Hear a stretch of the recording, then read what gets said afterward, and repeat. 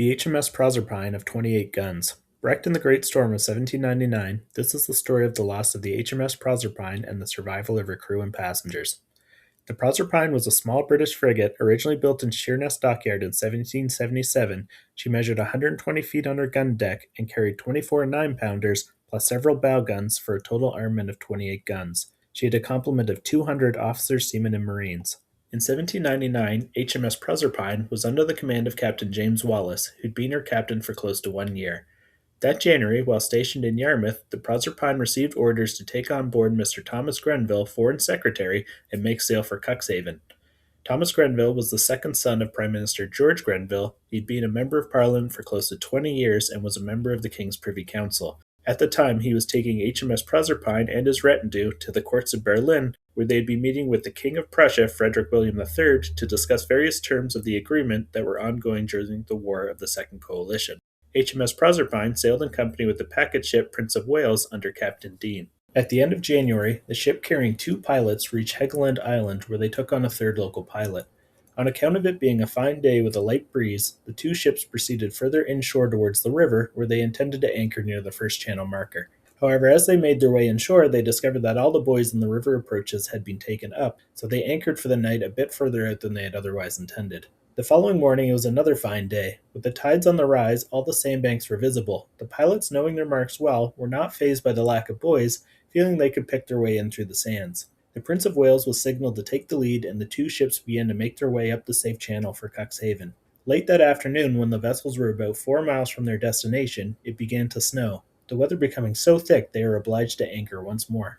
Early that night, the wind shifted east by south, and the most dreadful snowstorm that many of the crew had ever experienced began in earnest. Tides running down the river brought large pieces of ice that required all hands on deck. It was only with great difficulty that the crew fended these giant lumps from damaging Proserpine's hull, the storm raging through the night. The following morning, visibility cleared. Proserpine found that the next tide had drifted most of the ice back in towards Cuxhaven. This left but a small opening ahead in the ice for the town, while the path behind them remained relatively clear. Also, with the coming of the light, it could be seen that the Prince of Wales packet had been driven further inshore and was wrecked. The fate of the crew was unknown. Wallace, Grenville, and the master discussed and thought better to make instead for a more accessible port from where the Foreign Secretary and his party could continue their journey. However, they did not make it far in this attempt, for at 9:30 that morning, with the gale still raging, the pilots misjudged their distances and ground heavily on the extremity of the sandbank for the Scharnhorn Islands, stretching out beyond Newark Island. Unluckily, the Proserpine had run aground close to the high tide, and through the storm it became clear that the water depth was decreasing, holding them fast in the sand. No attempts to use a catch anchor could be undertaken, with the ice soon building up around the stationary ship. In fact, as time went on, the depth around them gave way so quickly that Captain Wallace was obliged to employ the hands to gather along the shore-facing side of the ship, so when the time came, the ship would heel over with the decks inwards towards the bank and not out towards the open seas. And fortunately, they were successful in this attempt. Where now heeled over and aground, the Proserpine and her crew found themselves trapped in the sand at the mercy of the shifting ice, with few options but to endure the storm and wait for the next development. The next change of tides brought that development when the crew was powerless to stop the ice floes, which ripped through the copper along the exposed quarter and tore away the ship's rudder. Fearing the integrity of the hull would not last much longer against the pressures, the crew then attempted to lighten the Proserpine by throwing their stores and the ship's guns overboard, for the ice along the ship was so thick that the guns rested upon it. That night at high tide, with the ice washed clear, was their opportunity, but finding less than 4 feet of water around the bows, their position was clear, and any hopes were lost. She was well and truly stuck. The next morning the weather worsened, driving the ice up to the cabin windows. The pressure was so great it broke away the stern post from the hull of the ship, leaving no doubt that HMS Proserpine was irreparably damaged. It was proposed by Mr. Grenville and the officers to abandon the ship and travel on foot the 6 miles to Newark Island as the only means of saving the lives of the ship's company. Although doubtful of the success, Captain Wallace agreed, seeing little alternative. That day the ship's company began their journey across the ice and sands, leaving from the ship by subdivision under the command of their lieutenants. Last to leave was Captain Wallace, accompanied by Lieutenant Ridley of the Marines, departing Proserpine after seeing the rest of the crew safely off the ship. So began a brutal 6-mile journey through the freezing whiteout conditions, across treacherous ice and sands, often partially submerged up to their waists in the freezing water. After more than 5 hours, the first of the sailors began to arrive at the island. Of the 187 people aboard, 14 would perish from exposure on the journey. while others suffered frostbitten feet and hands. The survivors were fortunate, for they were able to shelter from the worsening elements in the large Newark Tower built on the island. Newark Tower was an ancient watchtower on the coast that had been maintained and rebuilt in the middle of the 1700s. This was about 15 years before it was converted to a giant lighthouse.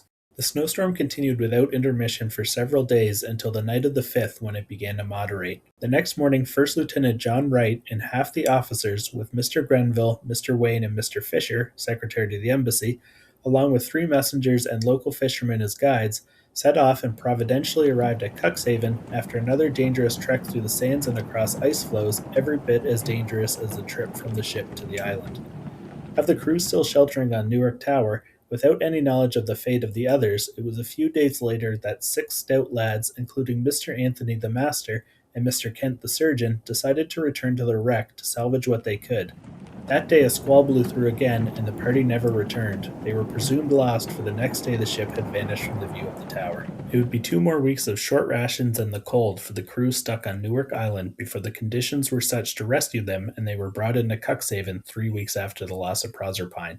To their surprise, they would meet with 6 sailors whom they had thought lost, who had, as it turns out, arrived the day before Captain Wallace and the rest of the crew. The men had their own story to tell. Having sheltered upon the ship before their return journey, the same squall had shifted the ice, freed the frigate, and carried her away, where the 6 seamen spent several days at the mercy of the ice before the wreck was cast upon the island of Beltram, from whence the 6 men left the wreck and, with the assistance of the locals, made their way to Cuxhaven. A court-martial acquitted Captain Wallace for the loss of HMS Proserpine, holding that he had acted in the highest accordance with the traditions of the Royal Navy. The 3 local pilots were held accountable for the loss. Wallace would go on to command several other ships, including the frigate Naiad of 38 guns, where after an aggressive fever in 1804 he retired from the sea before dying in 1808. 3 years after the loss of Proserpine in 1802, there was a note from the British courts.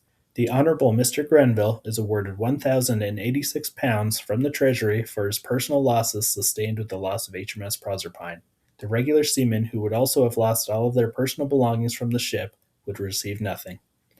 HMS Proserpine of 28 guns, lost to the Great Storm of 1799, wrecked in the sands and ice off Cuxhaven, her crew and passengers lucky to survive a perilous trek in freezing conditions. Of 187 people on board, 14 would perish. 7 seamen, 4 marines, 1 woman, 1 boy, and 1 child, while the rest, 173 people, would survive.